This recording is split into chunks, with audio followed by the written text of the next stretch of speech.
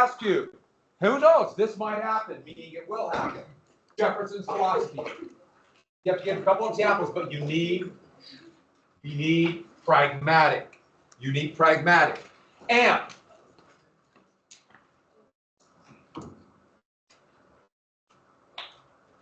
so we got Midnight Justices. Adams did a bunch of them. We did Alien and Sedition Act. We got that, right? War with, who did we go to war with? We, as in the United States. What was the quasi-war was with whom? Yeah, yeah, with France. And also, the Virginia and Kentucky resolution said states could, what do we call that when they said do not obey unconstitutional laws? Remember that term? It might begin with a letter. What is it? You cannot look. Look back if you don't know it. Find it. Let's go.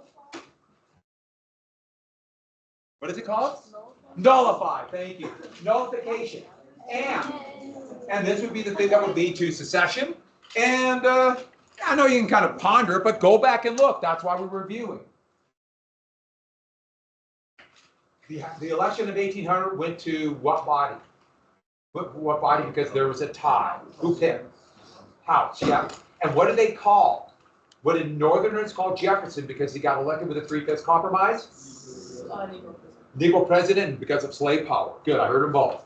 All right, let's get to this. So we got pragmatic, we got all his philosophy. We got to get going. And Barbary Wars. Okay, we got Midnight Judges. Are we here? So we got the Midnight Judges. We got Marshall.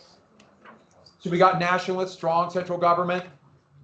Okay, so there's going to be a series of court cases in the Marshall Court that will lead to, there's 5 of them we're going to have to know. Actually, 4 we have to know.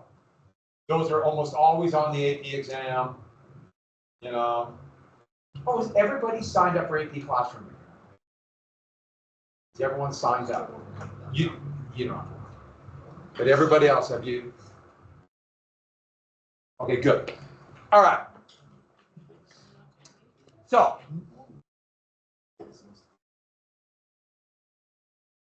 1803, the court case Marbury versus Madison.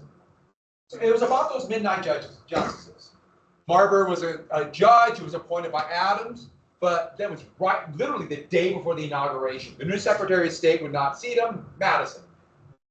And then they overturned, the new Republican Congress overturned his case. It went all the way to the Supreme Court. That's John Marshall right there. And in this, they said Marbury has to be given his seat back. And they overturned the law getting rid of that case. That is judicial review. This is the court case, was the court case, still is the court case, that the president would give the Supreme Court the power of judicial review. Judicial review. Now, this is not in the Constitution. And it's going to be almost 100 years before people would basically, where people would accept this. So it still is going to be debated. So, for example, there's going to be a series of court cases in the 1830s about the woodland people. So this one, Cherokees, whether or not they're sovereign in their land. And the Supreme Court's going to rule, yes, they are. And Andrew Jackson, the president of the state of Georgia, are going to say, I don't care what the Supreme Court says. They don't have the power. But that's because nobody trusted judicial review yet. This is the first court case we need to know. Marbury versus Madison, judicial review. There'll be a few others, Gibbons versus Ogden, McCullough versus Maryland, Dartmouth versus Woodward. We'll get to the court cases. We just got to know a few court cases. And Jefferson was absolutely furious. The Republicans even talked about impeaching Marshall. They would impeach one justice because he was not only outright corrupt, he had lost his mind. But they want to impeach, they even talked about term limits, but that never happened. Technically, Congress could put term limits on Supreme Court members. Not remove them as a judge, but say after 20 years, they now have to go to a court of appeals and rotate. But remember, judges are a lifetime appointment. So this is the first big constitutional crisis about the Supreme Court. Jackson will have one. Nobody will have a bigger problem with the Supreme Court than Abraham Lincoln, who even talked about arresting and imprisoning the Chief Justice. So the idea that the Supreme Court is somehow above the law and sacrosanct, almost holy, no, it's always been political from this very day, from the very beginning. So a few more things. The Barbary Pirates. They mentioned that in the video, just a real quick explanation. The Barbary Coast is also the North African coast. And they're kind of quasi-independent cities within the Ottoman Empire. The Ottoman Empire stretched this whole area here at that time. And they were stopping merchant ships. There have been pirates using the North African coast like Algiers or Tunisia, Tripoli, since the Roman Republic, since Phoenicia back in 500 BCE. The US had already paid a bribe to them in the 1790s. Now they came back in 1801 and wanted another bribe. Jefferson, indignant, said, "We will not pay." So pirates based here started stopping American merchant ships again. Jefferson had cut back on the size of the Navy, but sent them anyways. And this would be called the Tripoli War. No declaration of war. And remember, Jefferson attacked Adams, his own president, he was vice president, for having an undeclared quasi-war. And now he sent the few US ships and naval infantry, part of the Navy. Ships needed soldiers to either board other ships or repel boarders. What do we call this naval infantry? Marines. Marines to this day are part of the Navy. And if you want to have a lot of fun, what do? Yeah, tell a member of the Marines tell a Marine that they're actually part of the Navy. You'll make a friend for life. They really appreciate that. You have a little conversation. They enjoy it immensely. Don't do that. Do not do that. If you know anybody who is a Marine, they get really upset. It's actually it's funny, but don't do it. It didn't work very well. They did storm a fort in Tripoli. They did attack at Derma, right here, but it didn't work. We'd end up paying the bribe anyways. But they showed how Jefferson already was skirting the Constitution. If you ever hear the Marine hymn talks about a couple of these battles in the 19th century. The Marine hymn starts with, "From the halls of Montezuma," that's a fort outside of Mexico City in the Mexican War, "to the shores of Tripoli." That's the Marine hymn today, Tripoli. The Marine hymn will be written at the end of the century. So, remember that treaty, the Treaty of Greenville that gave the new state gave this land that would eventually become Ohio? Well, you have all these settlers coming in. And according to the Northwest Ordinance, it had enough to become a state. They want to become a state. So they would. And this would set up Jefferson's land policy. And he tried to make U.S. land now being, remember they went through and did sections and townships because of the land ordinance of 1785. He wanted small farmers to be able to buy that. So here it is, and you can see all the little sections and townships, the little grid pattern. That's a pretty cool map. That's 1803. Shows how good they had to be at map making.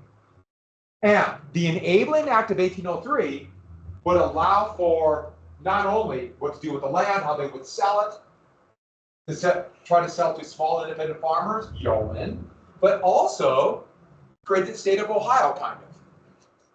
And Ohio will become the state of presidents. There's 7 presidents from Ohio, more than any other state.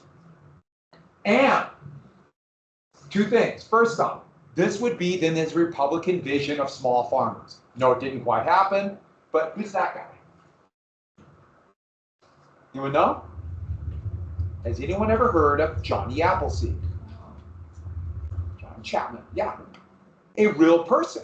This isn't an American myth. Johnny Appleseed, and I remember this in elementary school, probably a lot of you probably did something with Johnny Appleseed in elementary school. He went around planting apple seeds. I'm sorry, apple seeds. He planted apple seeds for apple groves. He was a Republican. He wanted small independent farmers. And the thought was, if they go into areas where there's already apple trees growing, they already have a crop ready to sell.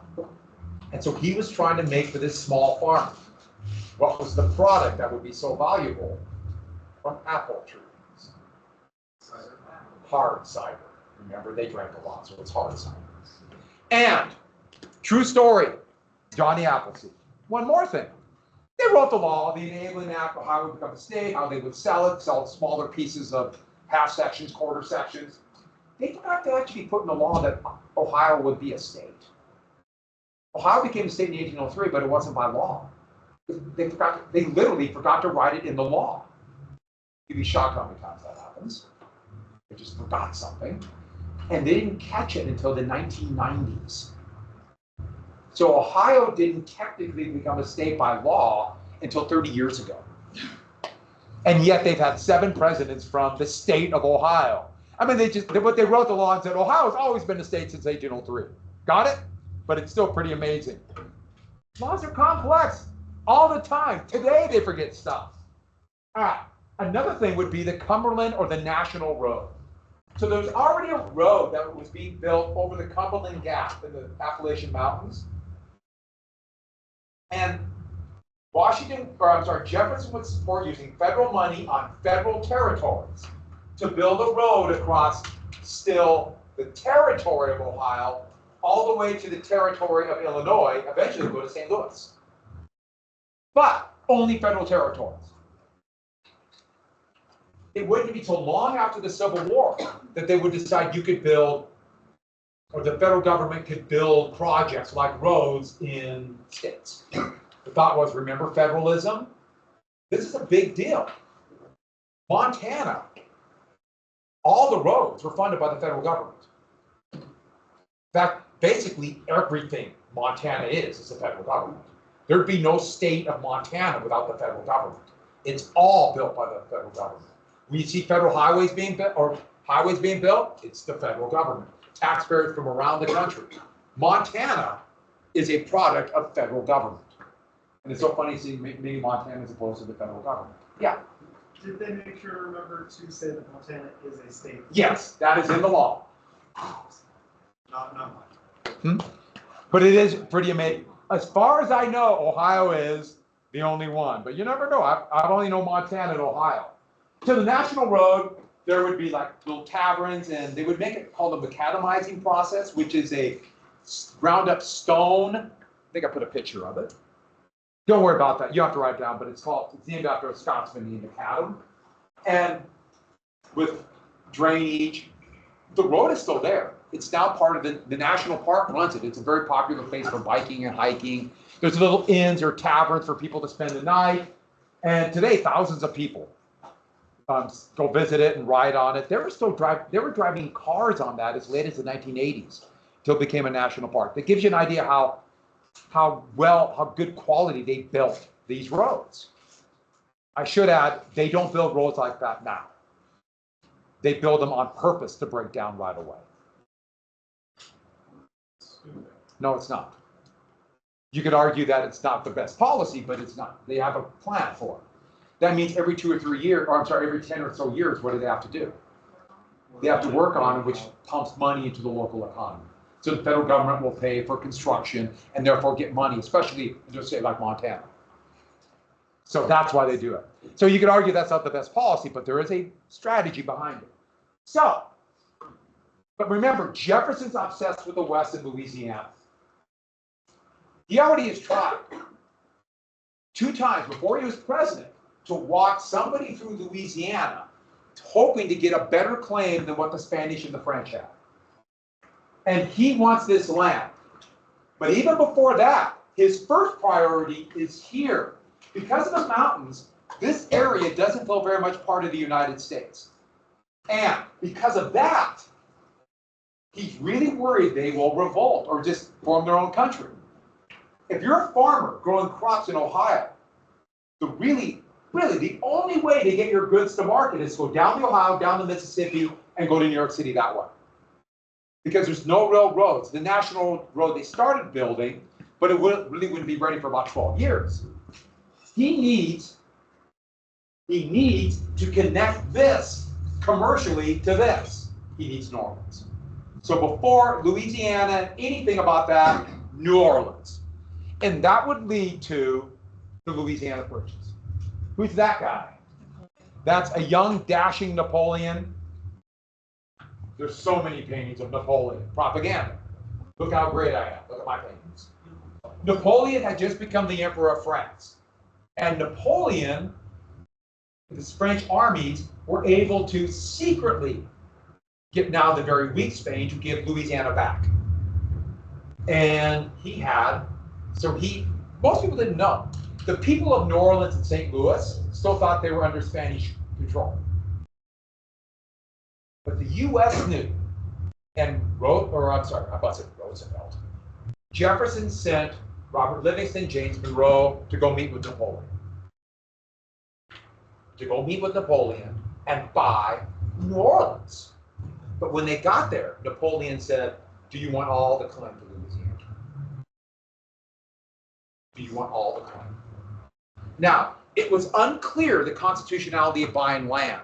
And they only had authority from Jefferson to buy New Orleans. And now, $15 million for 3 cents an acre to buy the whole thing. If you look at that map, see the area in purple? That's not a very good map.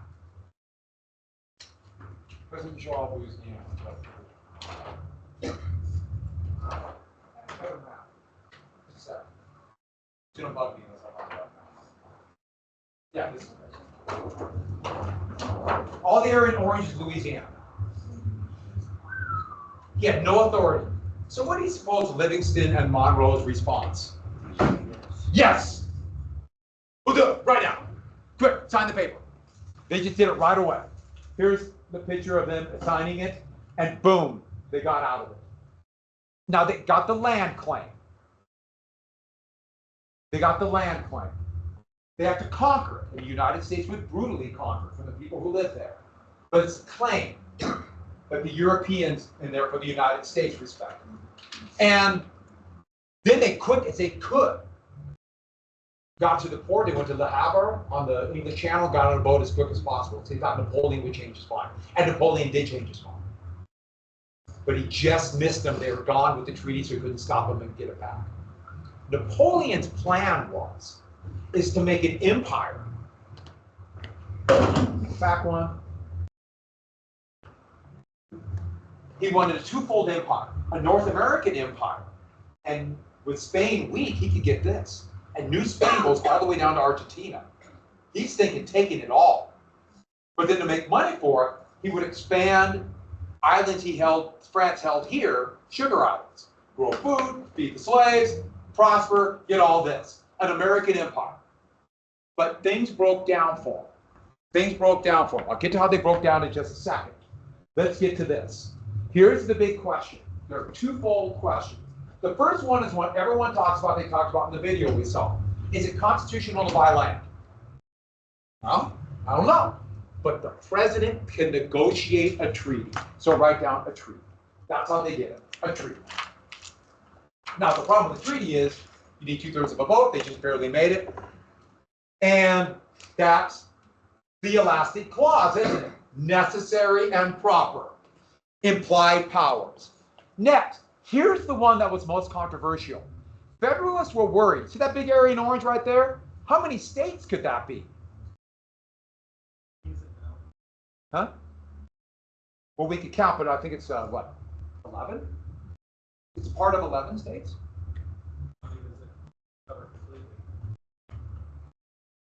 We'd have to look at the map, but got like 6, 5, is that right? 1, 2, 3,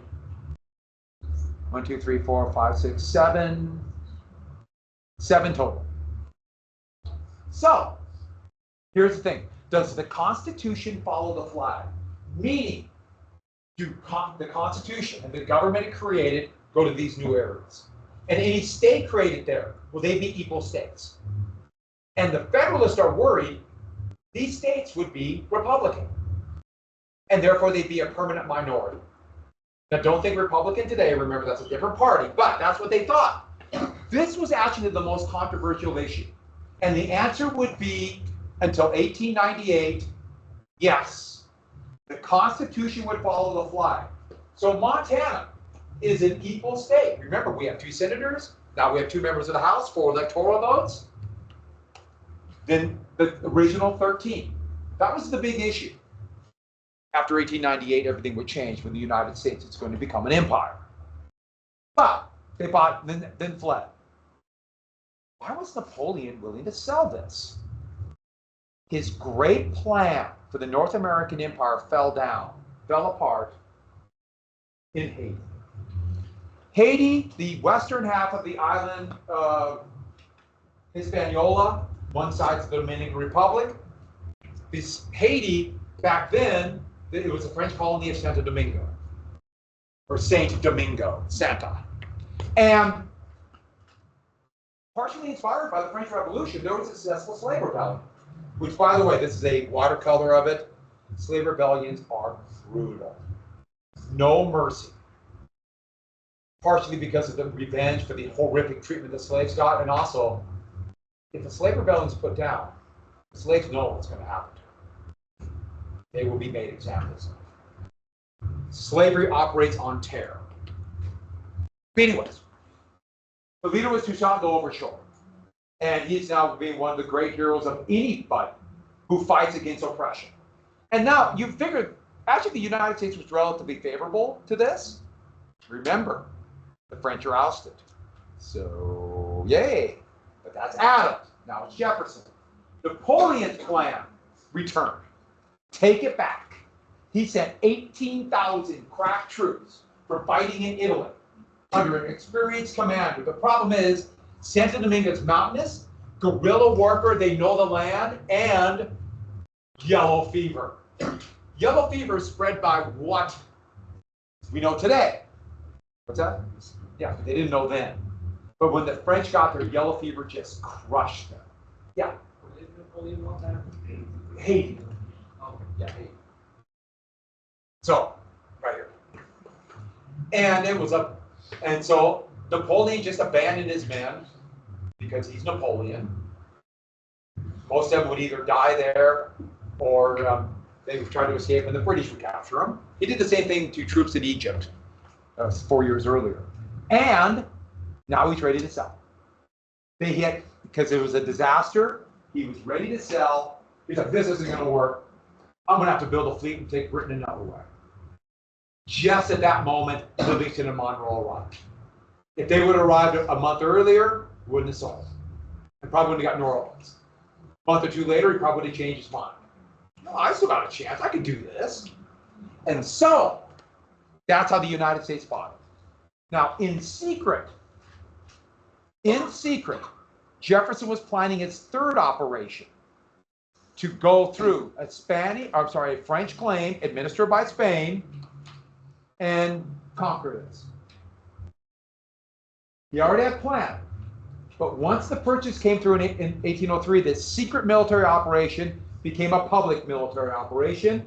The Corps of Discovery, a military operation of 37 men, led by co-captains, his personal secretary, Meriwether Lewis, and William Clark. And remember, we've already talked about William Clark's brother. Do you remember George Rogers Clark in the Revolutionary War gave the United States a claim to the, well, at that time, the West?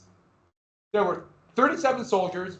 It's actually pretty remarkable. Only one of the soldiers died along this journey if you consider about how difficult it would have been. His Appendicitis near Sioux City, Iowa. Yeah, what is now Sioux City, Iowa. It was like right before they launched. It was like the whole secret.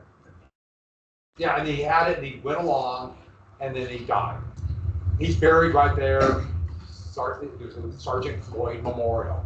Oh, even though everybody only remembers two of the soldiers along with it, Clark, Lewis, and then they remember a traitor and his wife they brought along, Charbonneau, and who's this? It's probably Sacagawea, but everyone's Sacagawea. I don't think we're being disrespectful and say either one. And then Clark's slave. He had an enslaved person, York. The other soldiers, but they all kept meticulous journals because Jefferson had very clear goals for this plan. Not just walk through it and give a claim. And we have to add one more claim. You see that area in green on that map? The green on the far left, the northwest, Oregon, Idaho, Washington. Spain claimed it. Britain claimed it. France claimed it. Russia claimed it. the United States claimed it, let alone the people who lived there. He wanted to walk somebody through that to give the United States a better claim of Oregon. It was just Oregon. So, these are the goals of the mission, besides that claim. He wanted to open up trade relations, fur trade, this is all fur trade, with the tribes along the river. And they gave these coins, this one was turned into basically a medallion, with Roosevelt on one side, basically informing them, now you're part of the United, did I say Roosevelt? Jefferson on this side, and first word I called him, I have no idea where this came from, I called him Eisenhower. How did we get to World War II? I have no idea, but that's where my mind went. It's Friday. And peace and friendship, they would not have made it without the tribes. Heck, without the Nez Perce, they would have died in western or eastern Idaho. That's one of those, you can tell the tribes, maybe this isn't a good idea to help them, if you know what's coming. But that's what we call hindsight, or hindsight bias. And next, ports. They wanted to open up, they knew there were potentially great ports along the Pacific coast. They wanted to trade with China, but also whaling ships. The whalers that were in New England, right here, they pretty much slaughtered all the whales, or it's easy to get whales in the Atlantic. They were already by 1800 going all the way around South America in whaling. So it's kind of weird to think about the whaling vessels having their home base in New Haven, Connecticut, and getting whales around Alaska, but that's what they did. So they wanted harbors there. That's why the United States would eventually take over the Sandwich Islands. Do you know what the Sandwich Islands are? We call them Hawaii. That's the actual name of it, but then they called them the Sandwich Islands. Next, science! They were to take meticulous journals, try to save animals, or at least draw animals, the flora and fauna of wherever they went. They drew the map that Clark would make. It's pretty remarkable. This is his map of the Missouri, and it's very accurate. It's a good map. Okay, the parts they couldn't see, they're just mountains. They just kind of winged it, but it's a good map. It's really funny looking at their journals. They all wrote something, and they remember, no dictionary. Their dictionary was brand new. They spelled mosquito 16 different ways. I find that hilarious. The feared Lakota tribe, they called them Lakota or Sioux 12 different ways, which I just find fascinating, but remember, no dictionary. And they thought they would find, the big thing were the animals they heard about, but the Industrial Revolution was just beginning in Britain. And the last 100 years, there have been more mining and canal digging than ever before. You start digging into areas, what did they start finding? They found them before, but never to this scale. Fossils. Fossils of animals that they didn't know where they were. So they must be here, right? So they thought they would find dinosaurs. Why not, right? Makes sense. They got to be somewhere. And in Russia, explorers had just found a frozen and perfectly intact woolly mammoth. So they thought there might be woolly mammoths. And I got to be clear about it. It's about 14,000 years old, and yes, they ate it. But I bet the meat was a little tough. I'm just guessing a 14,000-year-old frozen woolly mammoth. But yes, they did eat it. That is true. They were hungry. Huh? It was frozen. How did they? Like mammoth. And with that, oh, one more thing they thought. They thought there was this is a biblical reference. They thought there was a lost tribe of Europe, basically Europeans or Mediterranean people. Basically, they thought they would be Caucasians, so lighter colored skin. And they thought they were short, muscular, bandy arms. So I guess my guys did this. Bearded Welshmen. They spoke Welsh. And that's what they thought they would find too. And I'm so disappointed they didn't find those Welshmen. That would have been awesome. But one more thing they thought they would find, we jump right to this, the Northwest Passage. They thought they would find an all-water route. You want to see the creatures? These are some of the other creatures they thought they might find. A Kentarani, the head and the stomach. The Cyapod, who had one big foot, would shade himself in the sun with it. These are all giants. The two-headed creatures. Maybe they found, it's just sad they didn't find any of these. Or maybe they kept them from us. That should be on the conspiracy. That should be. The Northwest Passage was an all-water route in China. And the thought was if they went, they could get there. Okay, they tried to go through the Arctic. And this is a British map from around the turn of the last century. But they kept running into ice. So this is a map from about 1700 or 1770, and it just shows land here. But what Jefferson thought, and he was not alone, that the Missouri River, which was a wide river, he might be able to navigate that really far here. And they knew the Missouri River made a sharp turn here because there's a village right here of the Mandan tribe, big trading village, and they knew the latitude of that. And it was the same latitude of the Columbia, which seemed to be another incredibly wide river. So what they thought was, everything's symmetrical, right? Relatively low mountains here, so there must be relatively low mountains here, right? And then the river, they would come here and just jump over, little find a mountain pass, jump over, and jump on the Columbia. So that would be the Northwest Passage. Water route as close as they get to connect to Oregon. Which seems kind of logical, doesn't it? Now we know a little more. They were right, except for the huge mountain. Right? Yes. When they got to the mouth of the source of the Missouri, and they climbed all the way to the tops of the mountains, a little bit on the Jefferson River, and then the Jefferson, Gallatin, Madison.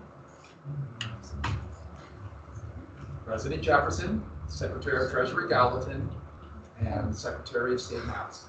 Those are the rivers. They climbed, they followed a little creek all the way up to the top of the mountain, a little bit west of Dillon. And what did they find? What did they see when they got top of that mountain? Many, many more mountains. Thus ended the effort for the Northwest Passage. Until climate change, it's going to be open, pretty much. Yes. I don't know if it was worth it. But because of climate change, the Arctic ice cap is shrinking so fast, it will still be open year-round. And they didn't know about climate change. This is still pre-industrial revolution. Heck, it only took 200 years. It's pretty fast. All right, we're not going to talk about no. So, we're not going to talk a great deal about. There we go. So now public, they left 1804, and they went. The thought was they would arrive here, and there'd be a trading vessel. There was routine trading vessels here. They'd hop on board that probably by the fall of 1804, go around South America, and be back in Washington D.C. by spring 1805. They literally went off the face of the earth. That's the way most people saw it. They left and were basically gone, especially when it took them a year to drag their boats upriver. And it was winter by the time they got to this Mandan village. They said something's back, and then they were gone. It wasn't until November of the next year until they finally reached the Pacific and spent a miserable winter here. No ships came, so they're like, I guess we gotta walk back. And so it wasn't all the way until 1807 until they got, or 1807 to get my years right, 1806 until they got back. I saw 1807, I was wrong. While this was going on, so boom, they're back. Another expedition under Zebulon Pike went across here. And yes, they named Pike's Peak after him. And this is an amazing story. Zebulon Pike went here, he went into Spanish territory and he was captured, taken to Santa Fe, then was going to be taken all the way down to Mexico City. They escaped, and his men went all across the desert for months and walked all the way back to Louisiana. And it took a year and a half. This incredible story of courage and survival. No one ever talks about Pike, because everyone talks about Lewis and Clark. Of course, we are in Montana, but that's all we get. This, as Lewis and Clark were coming back to, and finally going downstream towards St. Louis in 1806, traders were coming upriver to start trading. And the United States would begin the conquest of this area. That's then reaching the Columbia. Now, do you want to hear a quick story about a duel? Yes. Who wants to hear the story about the duel? Too late. All right, quick story about the duel. All right, so there was a plot to break away New England called the Federalist Plot. And it appears as though the vice president, who was a Republican, was involved. Now, the plot did not go over. We're not going to go into great details about the plot to break away New England. Burr would be involved in 3 conspiracies to break away hunks of the United States away and form a different country. But Aaron Burr is the vice president. He tried to run for governor of New York, too, and failed partially because of Hamilton. And he's also involved, therefore, in treason. Here's the last portrait of Hamilton. It was about a third finished. It was never finished. So that's Hamilton. Hamilton and Burr despised each other. And after that election, Burr wrote a letter basically saying what a scoundrel Hamilton is. Hamilton is immoral, corrupt. He didn't say his name. Hamilton had a very, very public extramarital affair. And then also, people thought he was a duplicitous politician. We can go on and on. Hamilton responded back in friendly newspapers, and pretty soon, just became a big thing, this feud, going for much of 1803 to 1804. And then Hamilton did the big step. He mentioned Burr by name in another letter to a friendly newspaper, and then said Burr is a man who does not know the truth. Publicly called him a liar. Now, this is a time that political discourse was still very new, and dueling was still in fashion. There were duels all the time. And in fact, there were duels so many times that people had very intricate rules for dueling. In fact, Hamilton had specially made dueling pistols that were a gift from his father-in-law with a hair trigger. You know what a hair trigger is? You just barely pull the trigger and it goes. With the idea being you can fire fast. And, okay, flintlock pistols are very inaccurate, but these had rifled barrels. It was really hard to load. But they were accurate to about 40 paces, 40 yards, which is more than enough. So that's how much dueling was in practice. There were challenges to duels all the time. And Burr, whose political career seemed to be done, Hamilton's career seemed to be done, so they're both looking for something. It's like the right time to have a duel. Burr challenged Hamilton, Hamilton accepted. The person who is challenged gets to pick the weapons, Hamilton chose his dueling pistols. But let me be clear about something about duels. The duel is about honor. Are you going to preserve your honor? So if I challenge Tristan to a duel, right? You accept. Yeah. That's usually enough.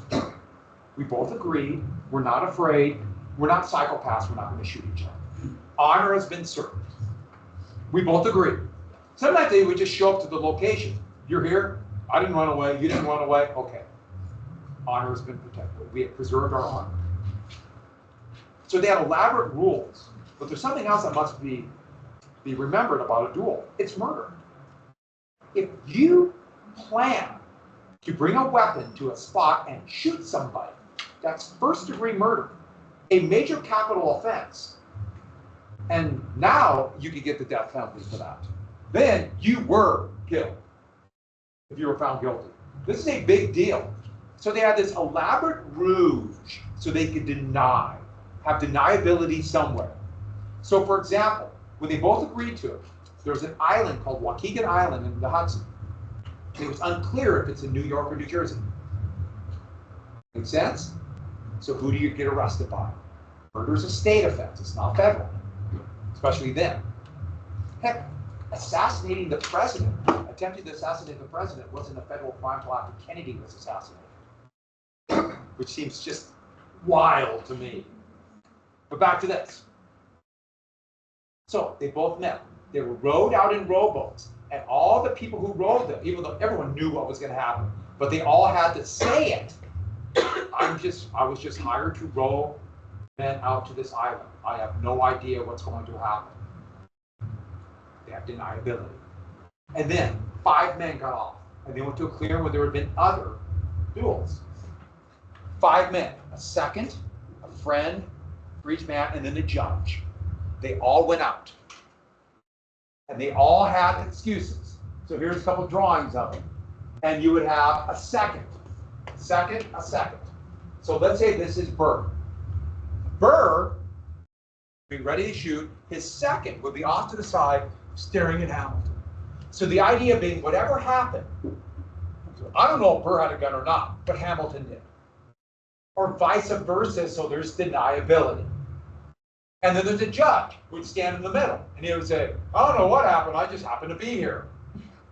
And they might say, 1, 2, 3, go, but normally, you can see it right here. They dropped a handkerchief, and that's how they signal to shoot. So when they got there, it was clear neither of them were going to run away.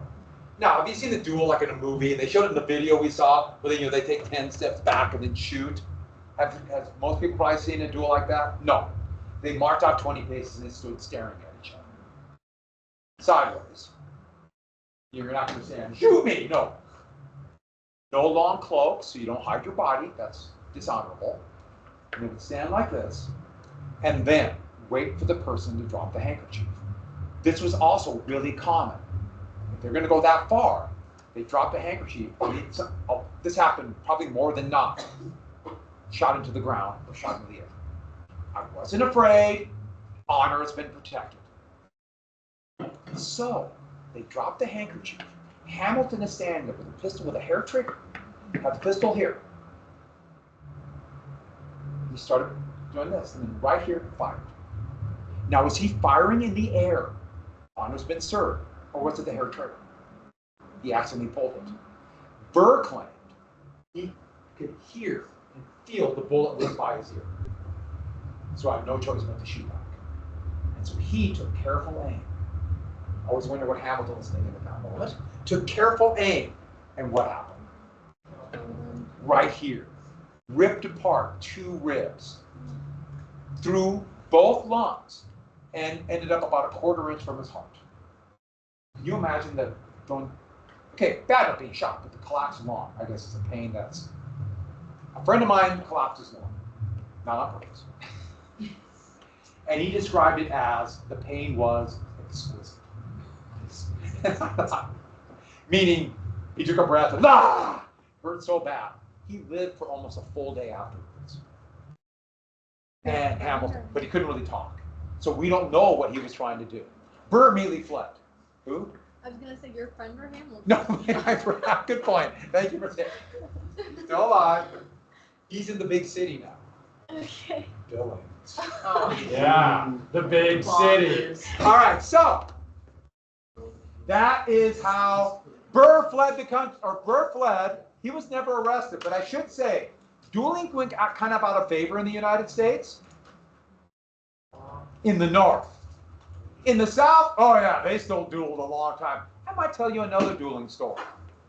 Let me have one more thing for you to know. Oh, just jump right to here. Jefferson would win re-election, just write down the 12th Amendment. The 12th Amendment would say electors will vote for president and vice president. That's the system we have today. So that would be the first one. Jefferson would win. You notice the Federalists, you notice how few electoral votes they have? Even though Sally Heming was a big issue. Yeah. Yeah, no, I thought so. And then his and Eliza Phillips Graves are just covering. Yeah, because of the treasury. Yeah. Yeah, and don't let me forget, I have a little historical video to show you about that. Maybe a little alternative history. All right. You know what I'd like you guys to have? A great weekend. I know it's going to be tough without me. I feel your pain. Actually, I don't. I'm with me all the time. But, so when you write it, just really transcribe it. I guess I've seen that.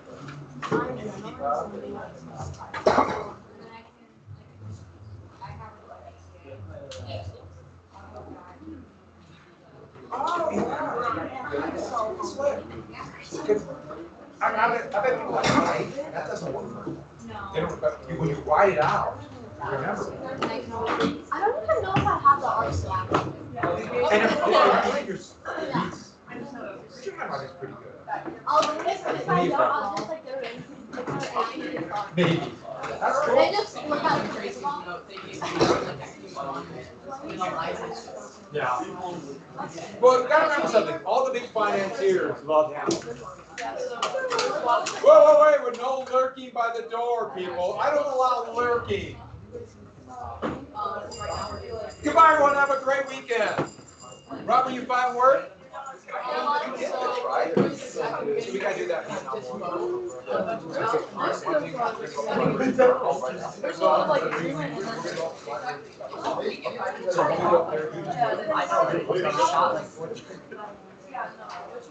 Goodbye, everyone. Goodbye, and I would argue good luck.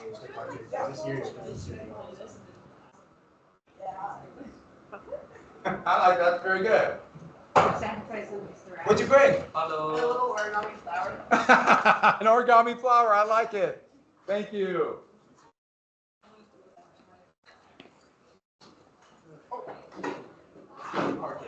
Yeah, so Greg May is starting Oh, I heard that. Yeah. against the Texans. Will Anderson Jr. and Daniil Hunter. It's just gonna be like David Carl over again.